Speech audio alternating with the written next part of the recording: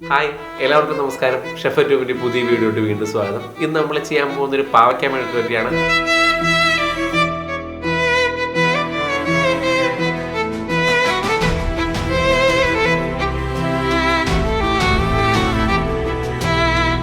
അതിനായിട്ട് നമ്മളൊരു പാവയ്ക്ക, അത്യാവശ്യം വലിപ്പമുള്ള പാവയ്ക്ക നമ്മളെടുത്തു. അതിന് നമ്മൾ വളരെ ചെറിയ പീസുകളായിട്ട് നൈസായിട്ട് തന്നെ കട്ട് ചെയ്ത് മാറ്റാണ്. അപ്പോൾ നമ്മൾ വളരെ ചെറിയ പീസായിട്ട് കട്ട് ചെയ്ത് മാറ്റി. ഇനി അതിനെ ബോയിൽ ചെയ്യാനായിട്ട് നമ്മൾ അല്പം വെള്ളം ഒഴിച്ചു കൊടുത്തു. വെള്ളം നമ്മൾ കൂടുതൽ ഒഴിച്ചാലും കുഴപ്പമില്ല, നമ്മൾ സ്ട്രെയിൻ ചെയ്ത് മാറ്റാനുള്ളതാണ്. അതിലേക്ക് നമ്മൾ അല്പം ഉപ്പിട്ട് കൊടുത്തു. 1/4 ടേബിൾ സ്പൂൺ മഞ്ഞൾപ്പൊടി, 1/4 ടേബിൾ സ്പൂൺ കാശ്മീരി മുളക് പൊടി. ഇത് നമ്മുടെ പാവയ്ക്ക് ശരിക്കും ആ ഒരു മെഴുക്കുവരട്ടിയുടെ കളർ കിട്ടാനായിട്ടാണ് നമ്മൾ മുളക് പൊടി കൂടി ആഡ് ചെയ്തിട്ടുള്ളത്. മഞ്ഞൾപ്പൊടി ഉപ്പ് മാത്രമായിട്ട് ആഡ് ചെയ്താലും നമുക്ക് ആ ഒരു ഇതായിട്ട് തന്നെ കിട്ടും. ഇനി നമ്മൾ 2 പീസ് കറിവേപ്പില ഇട്ട് കൊടുത്തു. നമ്മൾ വളരെ നൈസായിട്ട് കട്ട് ചെയ്ത് വെച്ചിട്ടുള്ള പാവയ്ക്ക ആ വെള്ളത്തിലേക്ക് ഇട്ട് കൊടുത്തു. ഇത് നല്ല രീതിയിൽ നമ്മൾ തിളപ്പിക്കുന്നുണ്ട്. അത് ശരിക്കും കുക്കായതിന് ശേഷമാണ് നമ്മളത് സ്ട്രെയിൻ ചെയ്ത് മാറ്റുന്നുള്ളൂ. നല്ല രീതിയിൽ നമ്മളതിനെ തിളപ്പിച്ചു. ഇനി നമ്മൾ സ്ട്രെയിൻ ചെയ്ത് മാറ്റി വെച്ചു.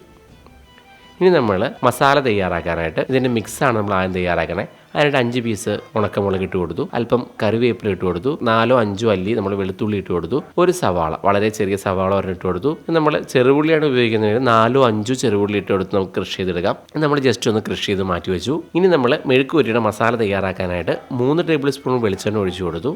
അത് നല്ല രീതിയിൽ ചൂടായി വരുമ്പോൾ നമ്മൾ കടുകിട്ട് കൊടുക്കുകയാണ്. ചൂടായതിന് ശേഷം മാത്രം കടുകിട്ട് കൊടുക്കുക. അപ്പോൾ പെട്ടെന്ന് അത് പൊട്ടി കിട്ടും. സവാള, ചെറിയ വലിപ്പത്തിലുള്ള 2 സവാള നമ്മൾ എടുത്തിട്ടുണ്ട്. നമ്മുടെ പാവയ്ക്കയുടെ അതേ ക്വാണ്ടിറ്റി തന്നെ സവാളയും വരും. ഇപ്പോൾ നമ്മൾ സവാള ഇട്ടതിന് ശേഷം മാത്രമാണ് കറിവേപ്പിലയും ഉണക്കമുളക് ഇട്ട് കൊടുക്കുന്നുള്ളൂ. അതിൻ്റെ ഭംഗി നഷ്ടപ്പെടാണ്ടിരിക്കുകയാണ് നമ്മൾ അങ്ങനെ ചെയ്യുന്നത്. ഇനി അല്പം കൂടി ഉപ്പിട്ട് കൊടുക്കും. നമ്മൾ പാവയ്ക്കയിൽ ഓൾറെഡി ഉപ്പിട്ട് കൊടുത്തിട്ടുണ്ട്. ഈ സവാള ഒന്ന് വരാനായിട്ട് അല്പം ഉപ്പിട്ട് കൊടുത്ത് നമ്മൾ നല്ല രീതിയിൽ മിക്സ് ചെയ്യാണ്. ഓവറായിട്ട് നമ്മൾ ഇതാക്കി മാറ്റുന്നില്ല. അതിനെ അല്പം കടിക്കുന്ന രീതിയിൽ തന്നെയാണ് നമ്മൾ എടുക്കുന്നത്. ഈ ഒരു പരുവത്തിലാണ് നമ്മൾ മെഴുക്കുവരട്ടിയുടെ മസാല ഇട്ട് കൊടുക്കേണ്ടത്. നമ്മൾ 1/4 ടേബിൾ സ്പൂണോളം മഞ്ഞൾപ്പൊടി ഇട്ട് കൊടുത്തു. 1/2 ടേബിൾ സ്പൂണോളം കാശ്മീരി മുളക് പൊടി. നമ്മളിവിടെ ഉപയോഗിച്ചിരിക്കുന്നത് കാശ്മീരി മുളക് പൊടിയാണ്. ഇതിന് എരിവ് കുറവായിരിക്കും, കളറ് കൂടുതലായിരിക്കും.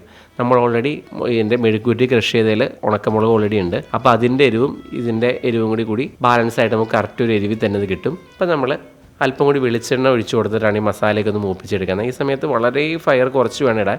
തീ കൂടുതൽ വന്നു കഴിഞ്ഞാൽ അതിന് പുകച്ചോ വരും, പെട്ടെന്ന് കരിഞ്ഞു പോവും, മസാല കത്ത് പിടിക്കും. അതുകൊണ്ട് വളരെ കുറഞ്ഞ ഫയറിൽ നമ്മളതിനെ മിക്സ് ചെയ്തു. ഇനി ഇതിലേക്ക് നമ്മൾ നേരത്തെ ക്രഷ് ചെയ്ത് വെച്ചിട്ടുള്ള മസാല ഇട്ട് കൊടുത്തു. വെളുത്തുള്ളിയുടെയും സവോളയുടെയും ഉണക്കമുളകിൻ്റെയൊക്കെ മിക്സ് നമ്മൾ ഇട്ട് കൊടുത്തു. ഇനി ഇതിലേക്ക് നമ്മൾ പാവയ്ക്ക ഇട്ട് കൊടുക്കുകയാണ്. ആ സവോള ശരിക്കും ആ പാവയ്ക്കയിൽ മിക്സായി വരുന്ന രീതിയിൽ നമ്മളിതിനെ വളരെ പതുക്കെ ഇളക്കി കൊടുക്കുകയാണ്.